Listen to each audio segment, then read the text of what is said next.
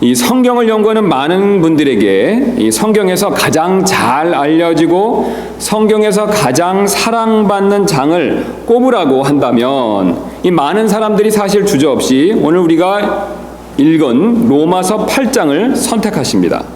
그래서 일례로 우리 잘 아시는 마틴 루터는, 종교개혁을 일으켰던 마틴 루터는 이 로마서 8장을 신약 성경의 걸작품, 즉 메스터피스다라고 그렇게 부른 적이 있었습니다.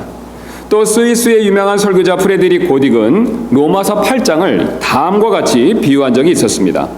성경을 보석 반지에 비유한다면 로마서는 그 보석 반지의 보석에 해당될 것입니다. 그리고 특별히 로마서 8장은 그 반지의 보석에서 나오는 영롱한 빛과 같습니다. 그 외에도 다른 사람들도 이 로마서를 성소에 비유한다면 이 로마서 8장을 특별히 성소 안에 있는 지성소로 비유하곤 합니다. 또 어떤 사람들은 로마서를 에덴 동산에 비유한다면 이 로마서 8장을 에덴 동산 한가운데 있었던 생명나무에 비유하고 있습니다. 또 다른 사람들은 로마서를 히말리아 산맥에 비유한다면 이 로마서 8장을 히말리아 산맥의 최고봉인 에베레스트 산에 비유하곤 합니다. 우리는 그렇다면 여기서 한 가지 질문을 해볼 수밖에 없습니다. 그렇다면 이처럼 많은 사람들이 왜 로마서 8장을 성경에서 가장 중요한 장이라고 생각할까요? 즉, 그 이유는 무엇이 될까요? 바로 로마서 8장은 성령의 역사를 강조하기 때문에 그렇습니다. 바로 우리가 지금까지 살펴봤던 것처럼 앞에 7장까지 죄와 율법의 역사에 대해서 강조해 왔었습니다. 여러분 전부 다 기억이 나실 것입니다.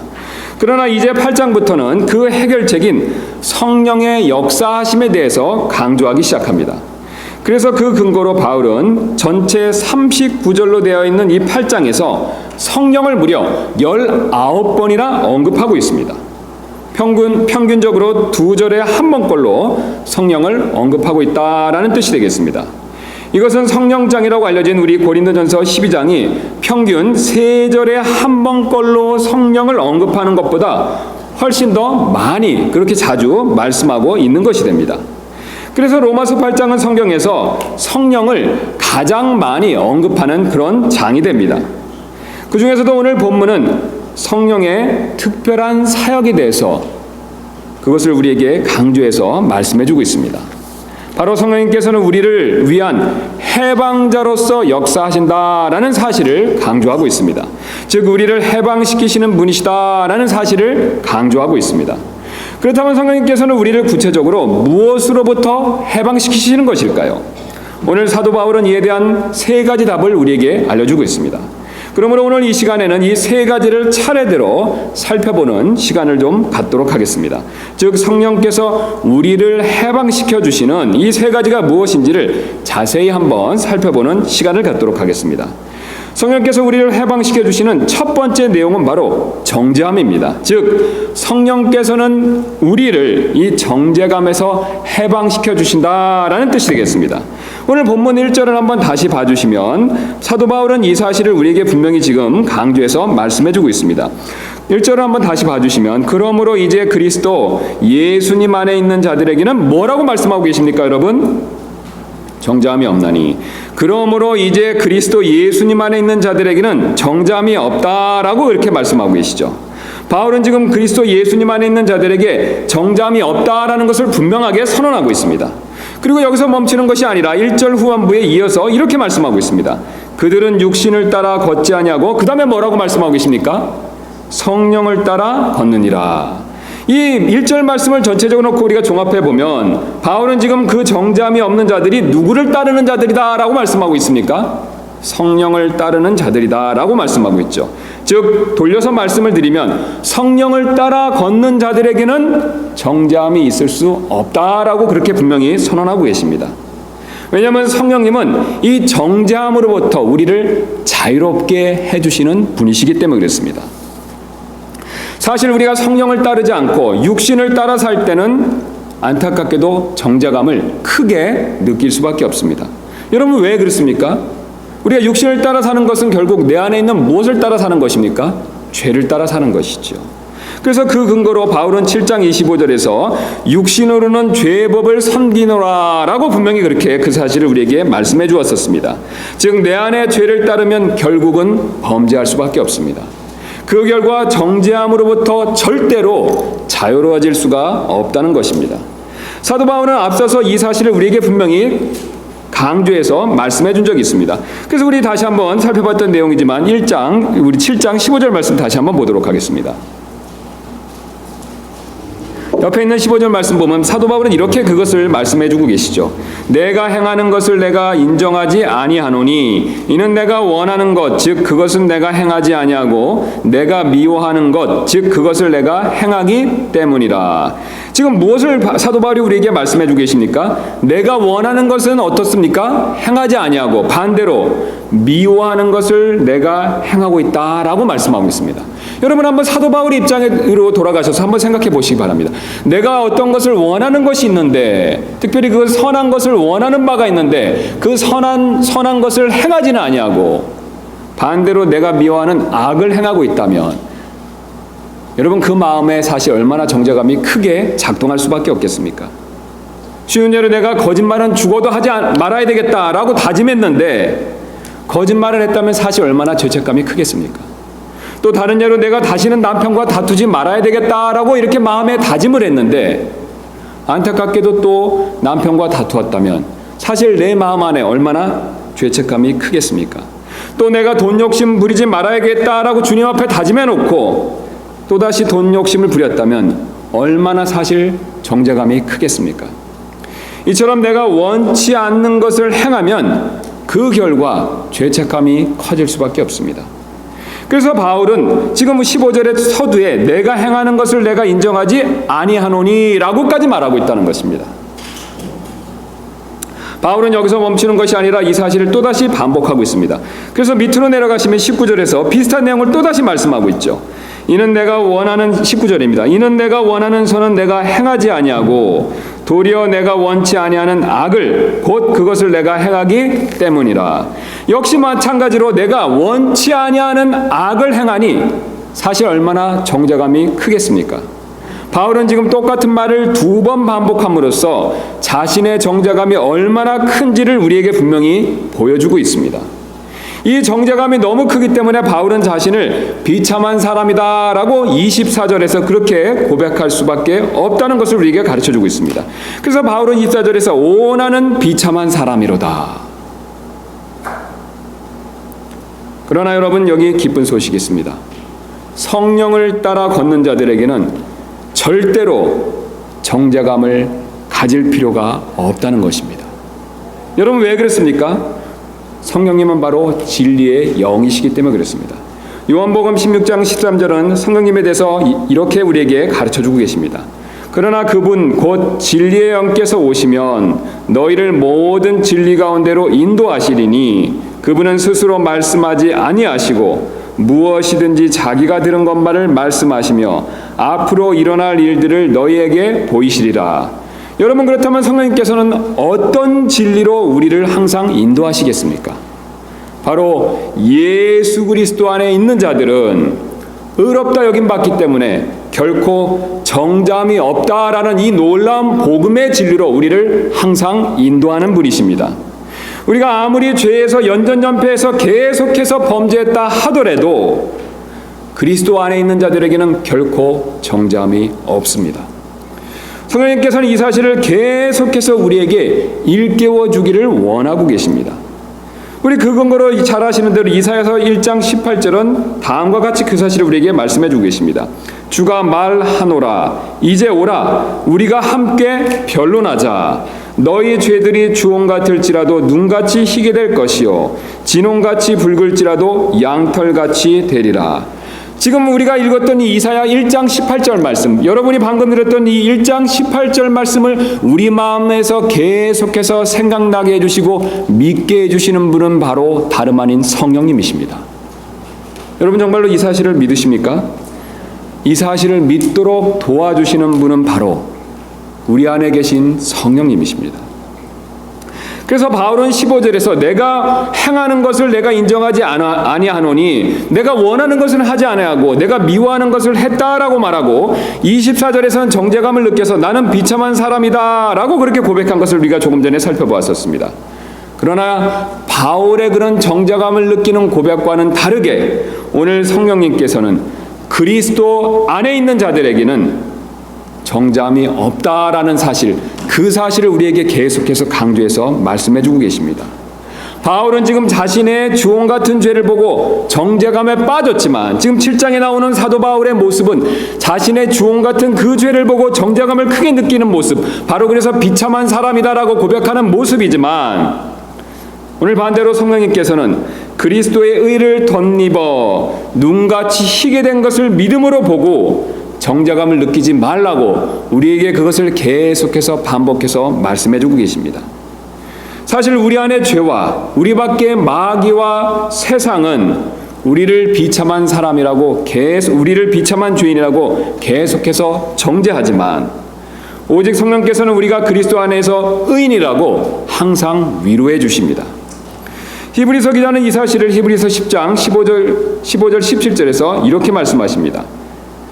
이것에 대하여는 성령님께서도 우리에게 증인이 되시나니 그분께서 앞서 이르시기를 또 내가 그들의 죄들과 불법들을 다시는 기억하지 아니하리라 하셨느니라. 지금 성령님께서 증언하시는 바가 무엇입니까, 여러분? 주님이 다시는 우리의 죄들을 기억지 아니하실 것이다. 그 사실을 우리에게 끊임없이 증언하신다라고 그것을 우리에게 알려주고 계십니다. 그러므로 위로자이신 성령님을 우리가 따라 걷는다면 우리는 사실 정죄감으로부터 자유로워질 수 있습니다. 여러분이 매일 어쩔 수 없이 실수로 그렇게 짓는 죄로부터, 그 죄로부터 느끼는 정죄함으로부터 벗어나기를 원하십니까? 자유롭게 되기를 원하십니까? 오늘 사도 바울은 그 방법을 우리에게 가르쳐주고 계십니다.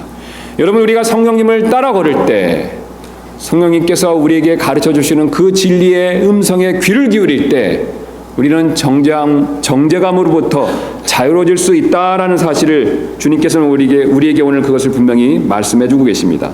그런 저와 여러분들 되시기를 주님의 이름으로 소원합니다. 이제 성령님께서 우리를 해방시켜 주시는 두 번째 내용을 한번 살펴보도록 하겠습니다. 이 두 번째 내용은 바로 죄와 사망의 법이 됩니다. 즉 성령님께서는 우리를 죄와 사망의 법에서 해방시켜 주시는 분이시다라는 사실을 우리에게 강조해서 말씀해주고 계십니다. 2절이 역시 이 사실을 우리에게 분명히 보여주고 있는데 우리가 2절을 다시 한번 보도록 하겠습니다. 이는 그리스도 예수님 안에 있는 생명의 성령의 법이 죄와 사망의 법에서 나를 해방시켰기 때문이라. 지금 여러분, 사도 바울이 무엇을 우리에게 말씀해주고 계십니까? 성령님께서 자신을 죄와 사망의 법에서 해방시켜 주셨다라고 말씀하고 계십니다. 우리는 여기서 바울이 지금 죄와 사망을 특별히 법이다라고 부르는 부분을 유심히 볼 필요가 있습니다. 우리가 앞서서 살펴본 것처럼 법은 강제하는 힘을 가지고 있죠.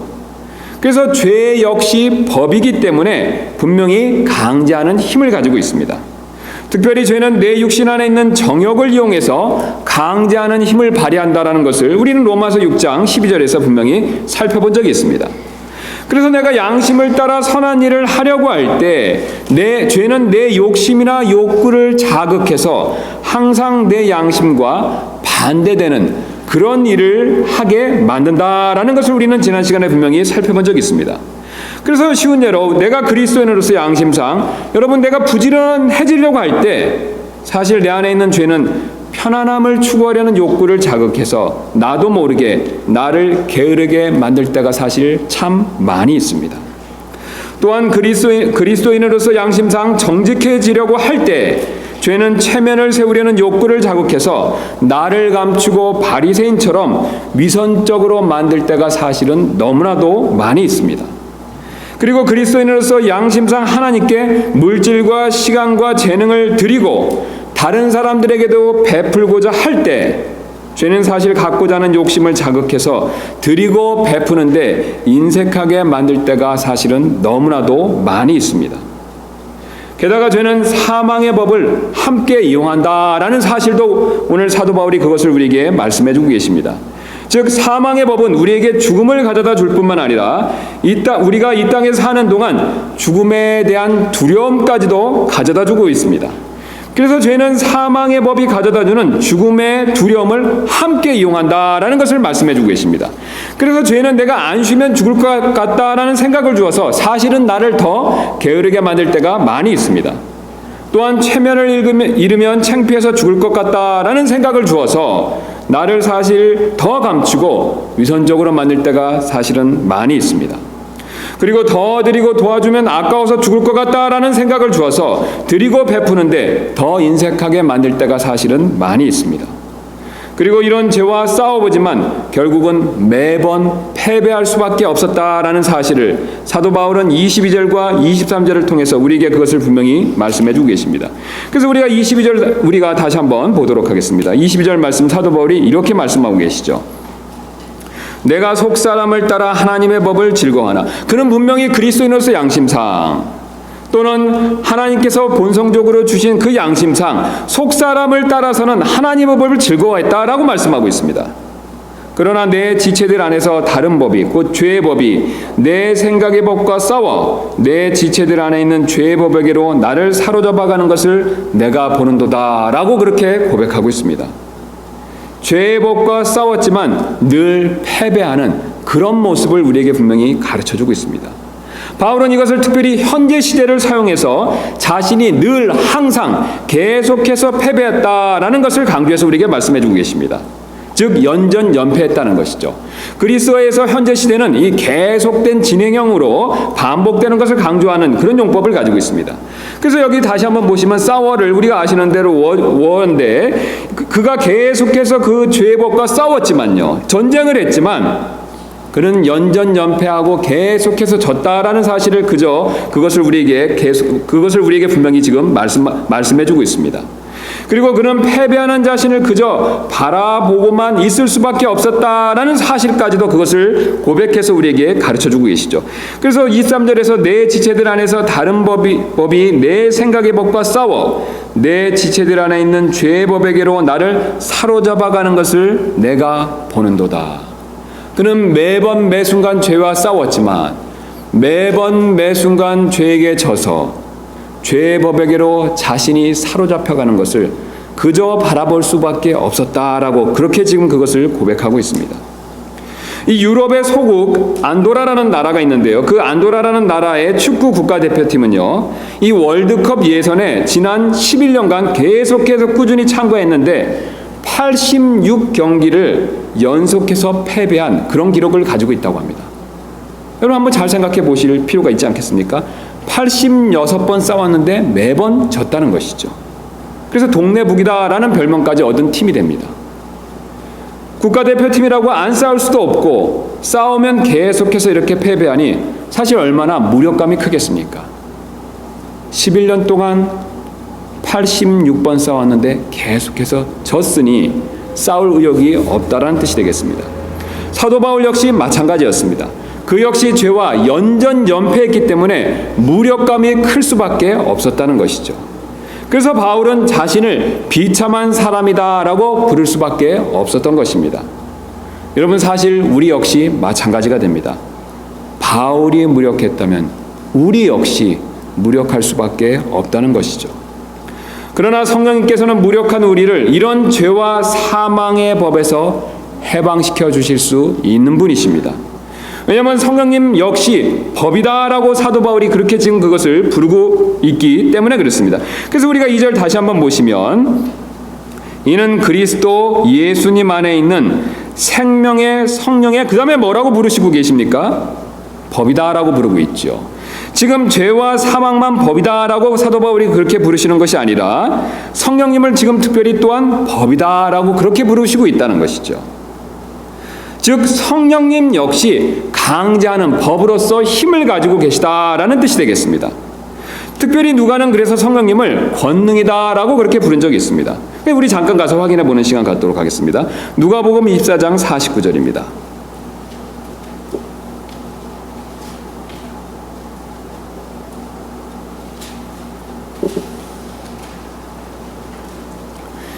우리 사도 누가복음 24장 49절에서 이 성령님을 특별히 권능이다라고 부르는 우리 그 내용을 확인해 볼 필요가 있습니다. 제가 받들어 읽도록 하겠습니다. 누가복음 24장 49절입니다. 보라, 내가 내 아버지의 약속하신 것을 너희에게 보내려니와 너희는 높은 곳으로부터 그 다음에 오는 권능을 입을 때까지 예루살렘시에 머물라 하시니라. 여러분, 여기서 권능이 누가 어떤 분이 되십니까? 성령님이 되시죠. 분명히 제자들은, 초대교회 성도들은 예루살렘에서 부활 승천하신 예수님께서 보내신 성령님을 받은 적이 있었죠. 그런데 그 성령님을 특별히 사도 누가는 지금 권능이다라고 부르고 있다는 것이죠. 그렇다면 왜 성경은 성령님을 지금 권능이다라고 부르고 계실까요? 바로 죄와 사망을 이기는 권능을 가지고 계신 분이시기 때문에 그렇습니다. 즉 성령은 죄를 이기는 힘을 주시는 그런 분이시라는 뜻이 되겠습니다. 사실 우리가 죄를 이기고 거룩한 삶을 살도록 만들어주는 일이 바로 성령께서 하시는 가장 중요한 일이 됩니다. 여러분, 성령님이라는 이름을 한번 잘 생각해 보실 필요가 있습니다. 여러분, 이 영자 앞에 지금 어떤 이름이 붙어 있습니까? 성자가 붙어 있죠. 이 성자의 뜻이 무슨 뜻이 어떤 의미가 됩니까? 거룩하다는 뜻이 되죠. 영은 영이신데 그분이 거룩한 영이시다라는 뜻뿐만 아니라 이 영은 우리를 거룩하게 만들어 주신다라는 그런 의미를 가지고 있습니다. 성령님 스스로가 거룩하실 뿐만 아니라요, 우리 안에 계신 성령님께서 우리를 거룩하게 만들어 주시는 분이시다라는 사실을 우리에게 지금 말씀해 주고 계십니다. 그래서 우리 안에 계신 성령님을 따른다면 우리는 사실 우리 안에서 우리의 거룩함을 방해하는 그 죄의 법으로부터 자유롭게 될 수 있습니다. 그러므로 우리는 거룩한 삶을 살기 위해서는 성령님을 의지하고 성령님의 도움을 받을 필요가 반드시 있습니다.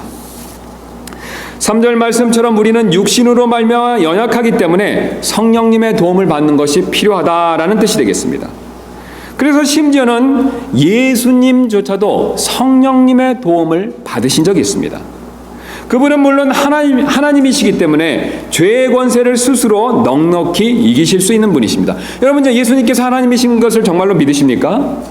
예, 하나님이시기 때문에 그분 스스로 죄를 이기실 수가 있죠. 그분 자신 안에 죄는 분명히 없으시죠.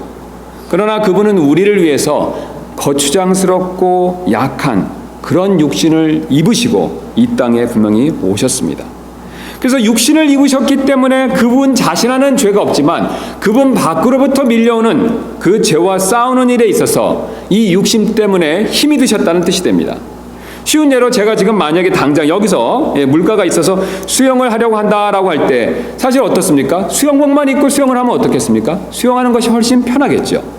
그러나 제가 만약에 체면상 이 양복을 입고 그대로 물에 뛰어들어서 수영을 했다라고 생각해 보시기 바랍니다.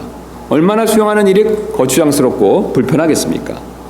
마찬가지로 예수님 역시 하나님이시기 때문에 육신을 굳이 입으실 필요가 없으셨습니다. 그럼에도 불구하고 우리의 죄 문제를 해결해 주시기 위해서 육신을 입으셨기 때문에 그 육신의 연약함으로 인해서 죄와 싸움에 힘이 드셨고, 그런 죄와의 싸움에 힘이 드신 것을 성령님의 도움을 통해서 그것을 이기시는 모습을 성경은 우리에게 그것을 분명히 가르쳐주고 있습니다. 즉 예수님께서 비록 하나님이시지만 육체를 입으셨기 때문에 연약함이 생겼고 그 연약한 부분에 대해선 성령님의 도우심을 받으실 필요가 반드시 있었다라는 뜻이 되겠습니다. 그래서 우리가 잘 아시는 대로 누가복음 4장 1절에서 예수님께서는 마귀로부터 40일간 시험을 받으셨을 때 성령님의 도우심을 받는 그런 모습을 사도 누가가 그것을 분명히 우리에게 보여주고 있습니다. 그래서 제가 한번 4장 1절을 2절을 읽도록 하겠습니다.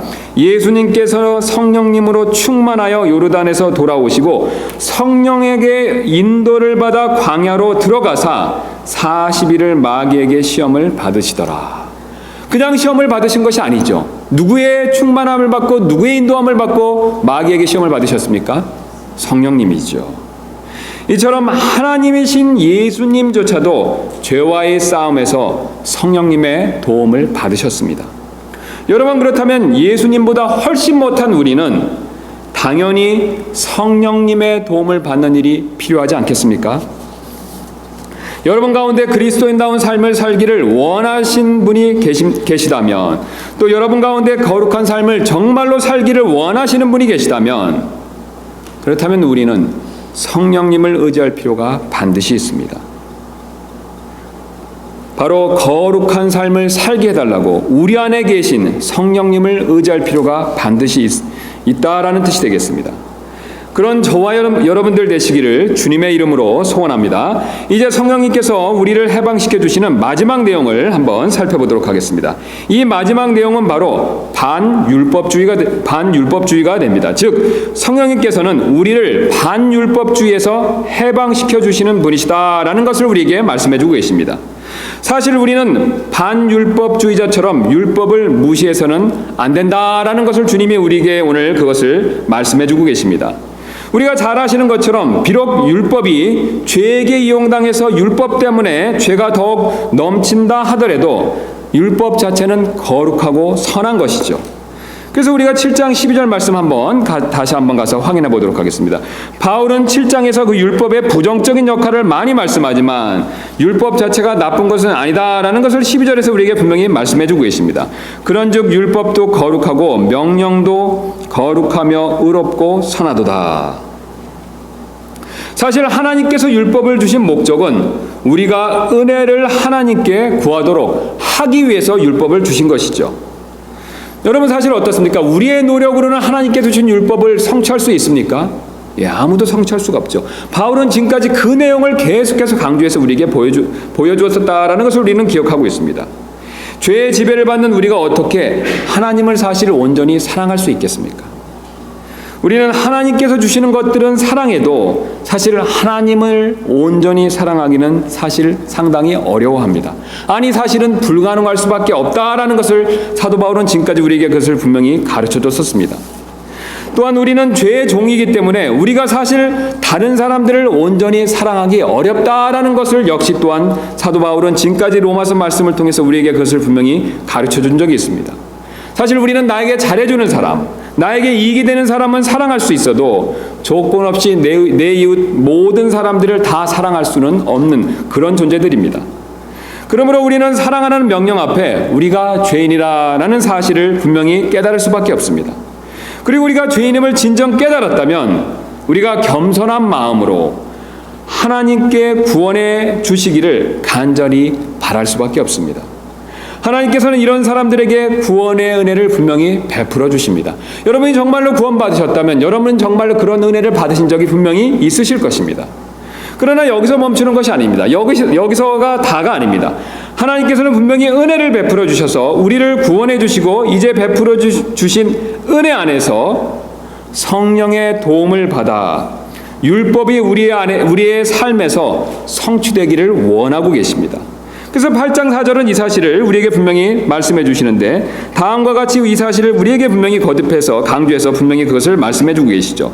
그래서 이것은 육신을 따라 걷지 아니하고 성령을 따라 걷는 우리 안에서 그 다음에 뭐라고 말씀하고 계십니까? 율법의 의가 성취되게 하려 하심이니라. 우리가 사실 종종 율법에 대해서 오해할 때가 많이 있습니다. 우리가 구원받았기 때문에 율법이 필요 없다. 율법은 폐해졌다. 우리가 율법은 지킬 필요가 없다라고까지 생각하는데 사실 하나님께서는 그것을 원하고 계시지 않는다라는 것을 우리에게 분명히 가르쳐주고 계십니다.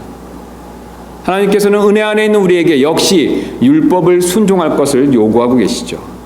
그러나 우리는 여기서 오해하지 말아야 될 부분이 있습니다. 구약의 율법은 내용상 제사법, 시민법, 도덕법 세 부분으로 구성됐다라는 점을 우리는 반드시 먼저 꼭 명심할 필요가 있습니다. 그리고 제사법은 그리스도께서 완전한 속죄의 제물이 되셨기 때문에 더 이상 필요가 없어졌다라는 점도 항상 우리는 먼저 그것을 분명히 기억할 필요가 있습니다. 또한 시민법 역시 우리가 혈통적으로 유대인이 아니기 때문에 지킬 필요가 없다라는 점도 우리는 반드시 먼저 명심할 필요가 있습니다. 그러나 끝으로 남은 도덕법만큼은 여전히 철저히 지켜야 된다라는 사실을 우리는 분명히 그것을 명심할 필요가 있죠. 그래서 바울은 이 사실을 앞에서 분명히 우리에게 말씀해 주신 적이 있는데 우리 3장 31절에서 다시 한번 그것을 확인해 보도록 하겠습니다. 3장 31절입니다.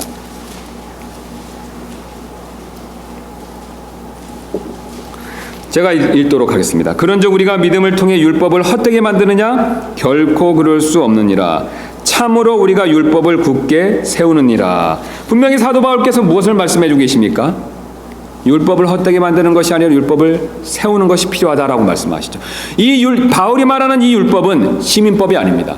제사법이 아닙니다. 바로 도덕법이 되죠. 시민법과 제사법은 이미 그리스도를 통해서 다 성취되었습니다. 특별히 도덕법의 10가지 계명을 우리가 십계명이라고 부르는 것을 우리는 이미 그것을 잘 알고 있죠. 이 십계명은 사실 2가지 명령으로 압축할 수가 있습니다. 첫째는 바로 하나님을 사랑하라는 명령이 되고, 둘째는 이웃을 사랑하라는 명령이 되죠. 이것을 예수님께서 분명히 우리에게 말씀해 주신 적이 있죠. 우리 마태복음 가서 한번 확인해 보도록 하겠습니다. 마태복음 22장 36절부터 40절입니다. 바리새인들의 질문에 대해서 예수님께서 이것을 분명히 정리해서 말씀해 주신 적이 있습니다. 22장 36절이죠.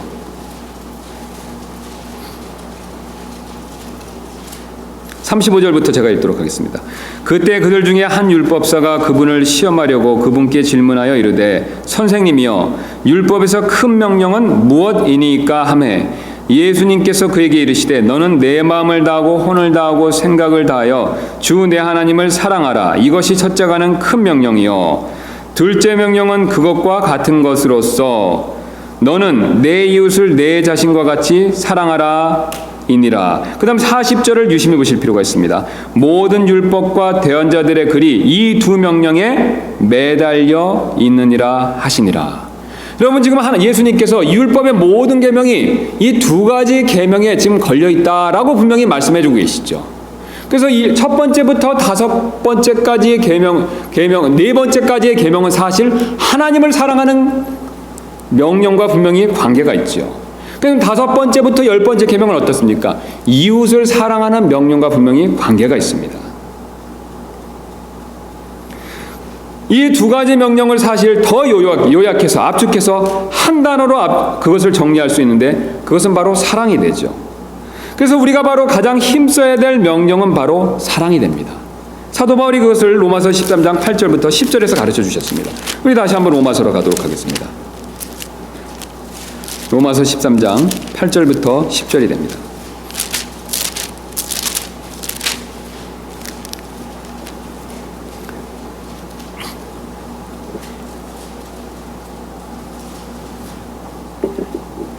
서로 사랑하는 것 외에는 누구에게든지 어떤 것도 비치지 말라. 다른 사람을 사랑하는 자는 그 다음 뭐라고 말씀하고 계십니까?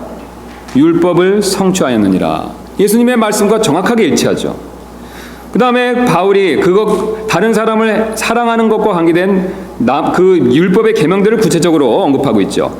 너는 간음하지 말라, 너는 살인하지 말라, 너는 도둑질하지 말라, 너는 거짓 증언하지 말라, 너는 탐내지 말라 한 것과 어떤 다른 명령이 있을지라도 그것은 너는 내 이웃을 내 자신과 같이 사랑하라 하신 이 말씀 안에 간략하게 들어 있느니라. 예수님이 하신 말씀과 똑같은 말씀을 하고 있죠. 그래서 5번부터 10번까지는 바로 이 말씀 안에 간략하게 들어있다. 바로 이 말씀에 매달려 있다. 이 명령에 매달려 있다라고 말씀하고 계시죠. 그 다음에 10절 이렇게 말씀하십니다. 사랑은 자기 이웃에게 해를 끼치지 아니하나니 그러므로 사랑은 율법의 완성이니라. 사실 율법의 2가지 계명인 하나님을 사랑하고 이웃을 사랑하는 일을 한다면, 특별히 이웃을 사랑하는 계명을 실천하기를 원한다면 5번부터 10번까지 계명은 저절로 지킬 수 있다라는 뜻으로 말씀하고 있습니다. 예수님과 사도 바울의 이 말씀 때문에 사실 기독교는 다른 사람들에게로부터 사랑의 종교라고 그렇게 불리고 있습니다. 즉 우리의 기독교 신앙은, 우리의 믿음은 위로는 하나님을 사랑하고 옆으로는 다른 사람을 사랑하는, 그것이 바로 핵심이다라는 것을 말씀해 주고 계십니다. 그리고 이러한 사랑을 완전하게 실천하시고 본을 보여주신 분이 바로 예수님이십니다. 그러므로 우리는 예수님처럼 하나님과 이웃에 대한 사랑을 실천할 필요가 반드시 있습니다. 이것이 바로 오늘 사도 바울이 우리에게 알려주는 율법의 의를 성취하는 방법이다라고 그것을 말씀해 주고 계십니다. 여러분, 우리가 정말로 율법을 성취하기를 원하십니까? 그렇다면 첫 번째, 주님을 사랑하실 필요가 반드시 있습니다. 그 다음에 2번째로는 내 이웃을 사랑할 필요가 또한 역시 반드시 있습니다. 주님은 이 2가지 명령을 여전히 우리에게 요구하고 계십니다.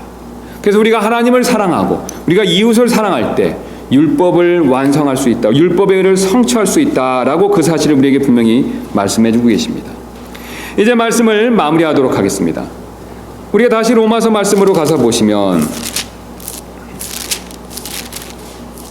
우리가 지금까지 살폈던 로마서 8장은 제가 앞에서 말씀드린 대로 성령이 19번 나오지만 우리가 지난 시간에 살폈던 로마서 7장은 성령이 단 한 번도 나오는 것을 발견할 수가 없습니다. 여러분, 여기서 무슨 차이가 있겠습니까? 바로 7장에서 바울은 성령의 도움 없이 자신의 힘으로 죄와 싸웠다라는 사실을 우리에게 그것을 보여주고 있죠. 7장에서의 바울은 죄와 싸울 때 자신의 힘으로 싸웠다는 것이죠. 그러나 8장에서 사도 바울은 성령님을 의지할 것을 반대로 강조하고 있습니다. 7장에서 사도 바울은 자신의 힘으로 죄와 싸웠을 때 그 결과가 24절에서 말씀하는 것처럼 비참한 사람이다, 그런 고백을 할 수밖에 없었다라는 것을 우리에게 분명히 보여주고 계십니다. 여러분, 여기서 진리가 있습니다. 내 힘으로 죄와 싸웠었을 때는, 내 힘으로 거룩한 삶을 살려고 했었을 때는 사도 바울의 고백처럼 비참한 사람이 될 수밖에 없다는 것입니다. 여러분, 천하의 사도 바울도 자신의 힘으로 죄와 싸우다가 비참한 사람밖에 되지 못했다면, 그렇다면 우리는 어떻겠습니까, 여러분? 그러므로 우리는 성령님을 따라 걸을 필요가 반드시 있습니다. 우리는 성령님의 인도하심을 받을 필요가 반드시 있습니다. 더 나아가서 성령님께 순종할 필요가 반드시 있습니다. 우리가 그렇게 했었을 때 오늘 성령님께서 우리에게 약속해 주신 정죄함으로부터 자유를 누릴 수 있습니다. 또 죄와 사망의 법으로부터 자유로워질 수가 있습니다. 또 그 무엇보다도 율법의 의를 성취하는 거룩한 삶을 살 수가 있습니다. 그리고 이를 위해서는 반드시 내 자신의 힘이 아니라 성령님을 의지할 필요가 반드시 있습니다. 사도 바울은 이 사실을 디모데후서 1장 14절에서 다음과 같이 우리에게 분명히 말씀해 주고 계십니다. 우리 안에 거하시는 성령님을 의지하여 내게 맡겨진 그 선한 것을 지키라. 여러분, 우리 안에 거하시는 성령님을 의지해서 사도 바울은 우리에게 맡겨진 선한 것을 지켜야 된다라고 그것을 말씀해 주고 계십니다. 이처럼 성령님을 의지해서 선한 것을 지키는 저와 여러분들 되시기를 주님의 이름으로 소원합니다. 우리 잠깐 기도하는 시간 좀 갖도록 하겠습니다.